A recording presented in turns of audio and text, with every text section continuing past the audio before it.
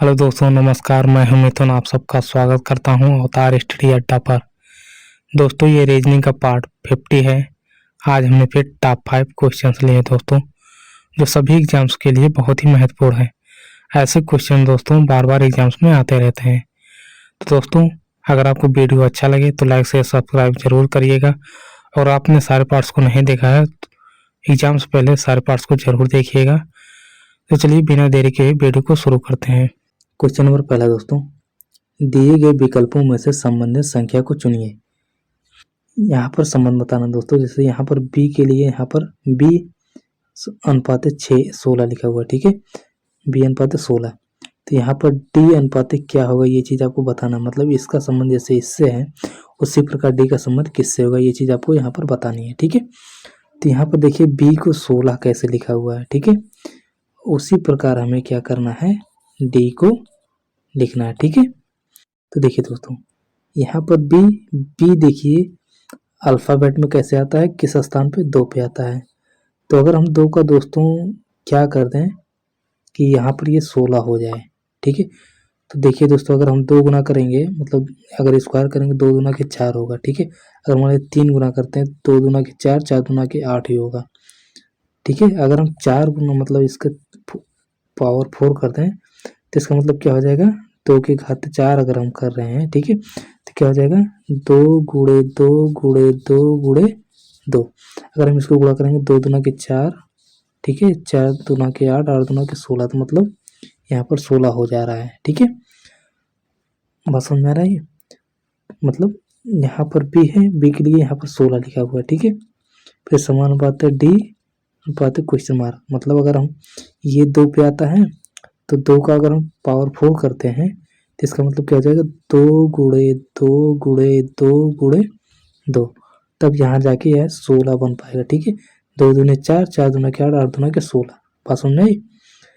तो यहाँ करने से ये 16 बन रहा है।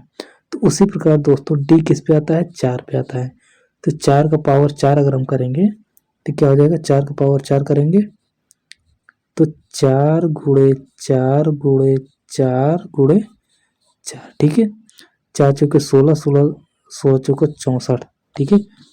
64 गुणे 4 करेंगे तो क्या हो जाएगा, 4 चौके 16, 6 हाथ से ले, 4 छक 24, 1 25, ठीक है। तो क्या हो जाएगा 256।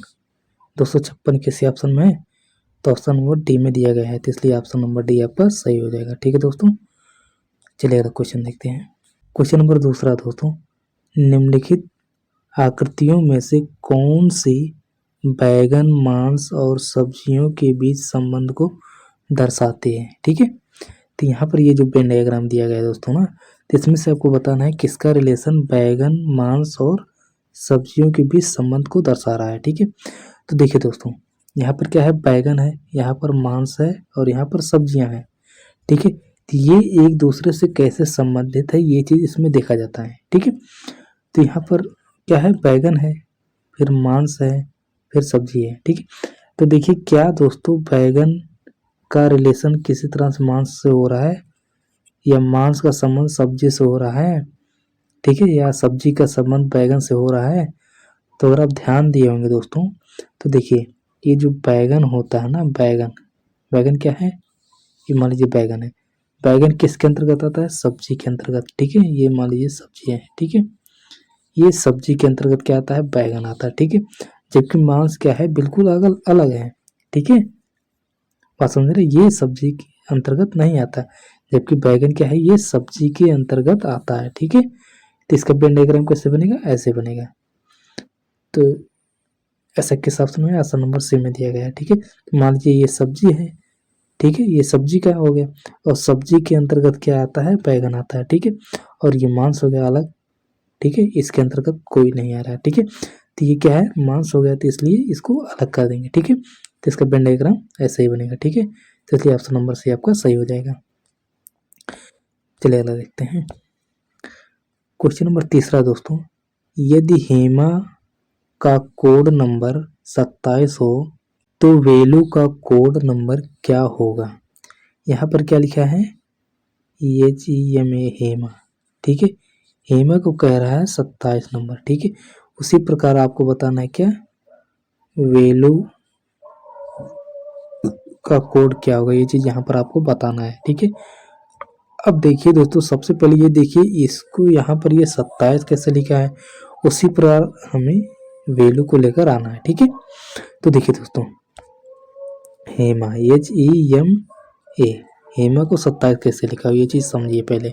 तो अगर जब भी ऐसे क्वेश्चन आए दोस्तों, तो सबसे पहले क्या करिए, इनका जो प्लेस वैल्यू है ना, मतलब ये किस स्थान पर आते हैं उनको पहले लिख लीजिए, ठीक है। तो अगर एच देखिए दोस्तों, एच किस किस पे आता है, 8 पे आता है। ई किस पे आता है, 5 पे आता है। एम कितने पर आता है, 13 पे आता है। और ए कितने पर आता है, 1 पे आता है। अब इन सारे को जोड़ के देखिए, क्या ये 27 हो रहा है। अगर 27 होगा तो मतलब ये इसका पैटर्न इसी तरह चल रहा है, ठीक है। अगर हम 8 को 5 जोड़ेंगे तो 13 हो जाएगा, और 13 में 13 जोड़ेंगे 26, 26 प्लस 1 क्या हो जाएगा, 27। जबकि यहाँ पर 27 दिया गया है, तो इसका मतलब पैटर्न यही हो रहा है, मतलब इसकी प्लेस वैल्यू को जोड़ के इसको लिख रहा है, ठीक है। उसी प्रकार हम क्या करेंगे, वैल्यू को देखेंगे, क्या है, VELU, वैल्यू का कोड क्या होगा, ठीक है। अब देखिए दोस्तों, V किस पे आता है, 22 पे आता है, ठीक है। E किस पे आता है, 5 पे आता है। L किस पे आता है, 12 पे आता है। U किस पे आता है, 21 पे आता है, ठीक है। तो अगर आप इसको जोड़िए, तो इन सबको जोड़ेंगे तो कितना हो जाएगा, 22 5 27, 27 12 कितना हो जाएगा, 27 12 39, 39 और 21 कितना हो जाएगा, 0 3 2 5 1 6, 60 हो जाएगा। बस समझ में आया। 22 5 कितना होगा, 27, और 27 में अगर 12 जोड़ देंगे तो कितना हो जाएगा, 39, और 39 में 21 जोड़ देंगे तो कितना हो जाएगा, 9 1 10 का 0, हाथ से ले, और 3 1 4 4 5 6 60, 60 के ऑप्शन में है, ऑप्शन नंबर डी में दिया गया है, तो इसलिए ऑप्शन नंबर डी आपका सही हो जाएगा, ठीक है। तो आई होप आप सबको समझ में आ रहा होगा। देखिए दोस्तों, अगर इसको आप ना कर पाए तो सबसे पहले या तो इसको देखिए, क्या करिए, इसको ABCDEFGHIJKLM ऐसे लिख लीजिए। फिर इसके बाद क्या करिए, NOPQRSTUVWXYZ, ठीक है, YZ। अब इनका प्लेस वैल्यू ऐसे लिख दिए, 1 2 3 4 5 6 7 8 9 10 11 12 और ये 13, इसके बाद 14 15 16 17 18 19 20, ठीक है, 21 22 23 24 25 और यहाँ पर 26, ठीक है। तो यहाँ पर क्या है, बेलू, तो VELU। अब देखिए P किस पे है, यहाँ पर है VUV, यहाँ पर देख रहे हैं 22 पे, तो 22 ले लें। E किस पे है, E यहाँ पर है, ठीक है, तो इसलिए हम 5 लिख लेंगे, ठीक है। L कहाँ पर है, यहाँ पर है, इसके लिए 12 है तो 12 ले लेंगे, ठीक है। उसके बाद U है, U यहाँ पर है 21, ठीक है, तो यहाँ पर हम 21 ले लेंगे। इसको सब जोड़ देंगे तो कितना हो जाएगा, 60। बात समझे। या तो आप इसको ऐसे करके, मतलब जब भी आप एग्जाम देने जाए तो या तो जो रफ शीट मिलता है उस पर आप सबसे पहले इसको लिख लीजिए, ठीक है। इससे क्या होगा, सबसे पहले यहाँ पर देखिए आपको नंबर ही पता हो जाएगा, ठीक है। अगर आपको नहीं याद होता तो आप ऐसे लिख सकते हैं, ठीक है। इससे क्या होगा, आप तुरंत देखेंगे, तुरंत आपको नंबर पता चल जाएगा, ठीक है, किस पे कौन सा है, वो फटाफट देख के उससे आप इसका आंसर लेकर आ सकते हैं, ठीक है। और इससे एक फायदा और हो जाएगा, इस ये जो सारे लेटर दिए गए हैं ये आपस में अपोजिट चल रहे हैं, ठीक है। तो अपोजिट भी कभी कभी दे देता है, इसका अपोजिट लिख देगा, ठीक है। कोडिंग टू कोडिंग में ऐसे भी होता है, ठीक है। अपोजिट दे देगा, आई का लिख देगा, जी का क्यू लिख देगा, एम का पी लिख देगा, सॉरी के पी का के लिख देगा, ऐसे लिख देगा। तो सारे अपोजिट भी आपको पता चल जाएगा, ठीक है। ये सारे आपस में अपोजिट हैं, ठीक है। तो इसका आंसर क्या होगा, 60 होगा। तो आई होप आप सबको समझ में आया होगा। एक ट्रिक और भी होता है, जैसे आप सिफिलोरक्स होता है, SIFILORUX, ये किससे चलता है, मतलब ये 3 6 9 3 चौके 12, 3 पचे 15, 3 छक 18, 3 सत्ते 21, 3 8 24। और दूसरा ट्रिक क्या होता है, EZOTY। तो मतलब ये 5 पे, ये 10 पे, ये 15 पे, ये 20 पे, ये 25 पे, ठीक है। अब इससे क्या होगा, इससे भी आप आसानी से लेकर आ सकते हैं। जैसे हेमा है, तो अब यहाँ पर देखिए ई के बाद एफ, चाहे इसमें देखिए चाहे इसमें देखिए, जो आपको नजदीक लग रहा है। जैसे देखिए यहाँ पर एच है, ये किसके, E F G H, F के बाद देखिए जी होता है, एच होता है, ठीक है। अगर यहाँ पर 6 है तो यहाँ ये 7 हो गया, यहाँ पर ये 8 हो गया, ठीक है। तो एच के लिए हमने 8 ले लिया, ठीक है। अब यहाँ पर ई है, अब देखिए यहाँ पर ई है, देखिए यहाँ से ई मिल गया, तो यहाँ ई का क्या हो जाएगा, 5 हो जाएगा, ठीक है। यहाँ पर यम है, आप देखिए यहाँ पर यम कहे हैं, ये ओ के बाद ये यल के बाद देखिए यहाँ यम आता है, तो इसका मतलब ये 12, तो इसका मतलब ये 13 हो जाएगा, ठीक है। तो यम के लिए यहाँ पर 13 हो जाएगा, ठीक है। ए, अब ये तो सबको पता है 1 पे होता है, ठीक है। तो ऐसे आप इसको जोड़ सकते हैं, ठीक है। उसी प्रकार यहाँ पर वैल्यू है, तो वैल्यू अब देखिए वी, यू के बाद देखो ये यहाँ पर वी आता है।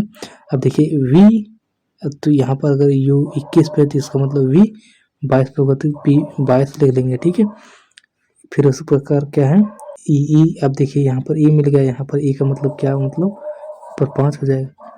यहाँ पर यल है, यल देखिए यहाँ पर दिया गया है, इसका मतलब यहाँ पर ये 12 है, ठीक है। तो यहाँ पर यल का मतलब 12 हो गया, ठीक है। यहाँ पर यू है, अब देखिए यहाँ पर जो दिया गया है 21 पे होगा, तो ये भी ट्रिक आप अप्लाई कर सकते हैं, ठीक है।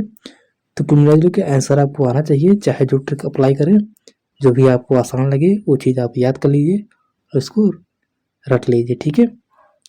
इससे क्या होगा, बहुत सारे क्वेश्चन आप चुटकी में हल कर सकते हैं, ठीक है। चलिए अगला क्वेश्चन देखते हैं। क्वेश्चन नंबर 4 दोस्तों, नीचे दिए गए शब्दों में से कौन सा शब्द चौथे स्थान पर आएगा, ये चीज आपको बताना है, ठीक है। तो जब भी दोस्तों ऐसे क्वेश्चन आए ना, तो सबसे पहले इसमें जो कॉमन पोर्शन होता है ना, सबसे पहले आप उसको कट कर दीजिए। इसमें देखिए कॉमन पोर्शन क्या है, CAR, ठीक है, देख रहे हैं CAR, ठीक है, CAR देख रहे हैं, CAR देख रहे हैं। तो इसमें क्या हो रहा है दोस्तों, ये तो सारे सारे कॉमन पोर्शन है, इसको हमें इससे क्या है, इससे कोई लेना देना नहीं है, ठीक है। अब जो बच रहा है देखिए, इसमें क्या है, P बच रहा है, ठीक है, इसमें T बच रहा है, इसमें R बच रहा है, इसमें P बच रहा है।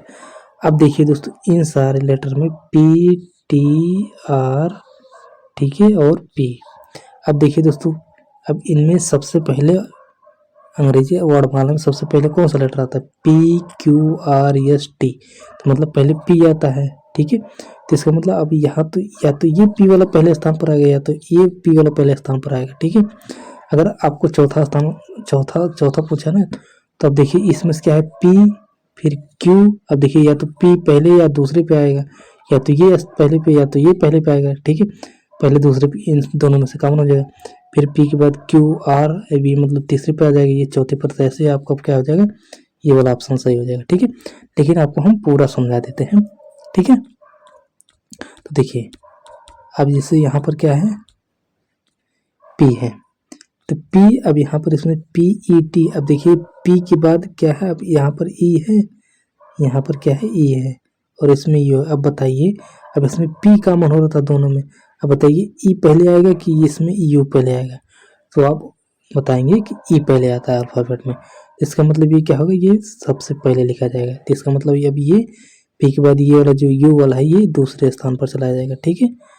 फिर क्या होगा, अब यहाँ पर R है, यहाँ पर T है, तो R पहले आता है कि T पहले आता है, तो आप बताएंगे P के बाद QRST, तो मतलब पहले R आएगा तब T आएगा।